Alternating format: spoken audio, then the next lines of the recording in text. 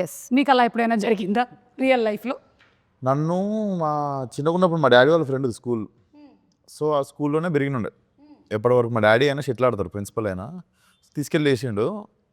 కొంచెం మంచి మా స్కూల్ అనమాట. యాక్చువల్లీ నేను బాగా కొంచెం రఫ్గా తయారైంది ఆ స్కూల్లోనే. Okay. But I feel most of my life learnings have happened in that school only. పెద్ద స్కూల్ వేసి ఉంటే కొంచెం ఎడ్యుకేషన్ వచ్చేది కానీ life learnings mass touch miss అయ్యేది. మాస్ టచ్ మిస్ అయ్యేది. ఈ రోజున ఎస్, యా మాస్కా దాస్ అవడానికి రీజన్ స్కూల్. బేసికల్లీ కొంచెం బాగా రూటెడ్ ఫ్రెండ్స్ అనమాట. నేను చెప్పలేను, చాలా గ్రేట్ ఫ్రెండ్స్ అందరూ అక్కడనే ఉన్నారు ఇప్పటికీ. అందరూ చైల్డ్హుడ్ ఫ్రెండ్స్ వాళ్ళు. అందుకే రూటెడ్ ఫ్రెండ్స్ అంటే మీ ఉద్దేశంలో ఎవరై ఉంటారు వాళ్ళు? కలిసి ఆలుగడ్డలు తినేటోళ్ళు. అదే చిన్నప్పటి ఫ్రెండ్స్ మన my friend, living legend. Okay. యా కైడు what? Not the all-rounder, but extracurricular activities. I was there always. Wasn't good that much in studies. I was like an average student, but I was always there doing extracurricular activities. So maybe that helped me being a little confident now. Yeah. Super.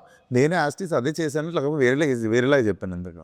అదే extra curricular activities అని అంటే ఆవిడ cultural programmes అయి ఉంటుంది, మీది నిజమైన extra curricular. నేర్పిస్తున్నాను dance స్కూల్లో.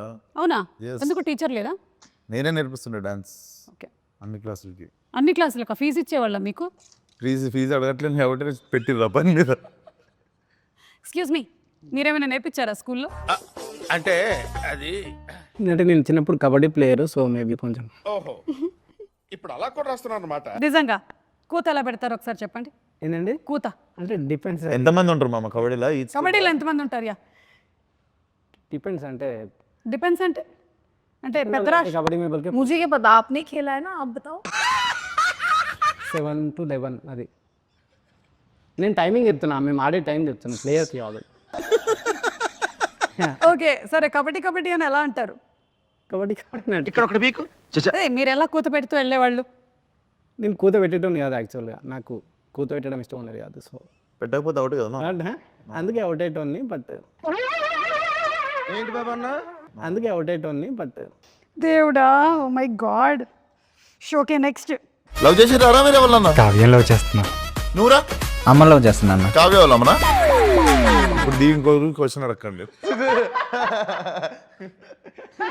లేదు, యునో సంథింగ్, ఈరోజు ఈ ఇంటర్వ్యూ మంకీలో మెయిన్ పాయింట్ ఏంటంటే లవ్.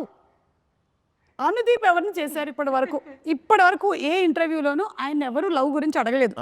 సో అందుకని మనం తెలుసుకుందాం ఇవాళ. The nation wants to know. స్కూల్లో ఒక అమ్మాయిని లవ్ చేసిన. అవునా?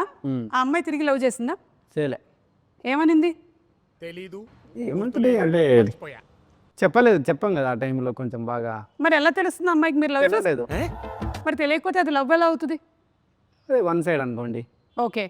తర్వాత అమ్మాయి ఎక్కడుంది ఇప్పుడు? ఇప్పుడు పెళ్ళి అయిపోయి ఉంటుంది, ఎన్నో ఉంటుంది. మెసేజ్ చేసిందా మామ? చేయలేదు. Happy for you.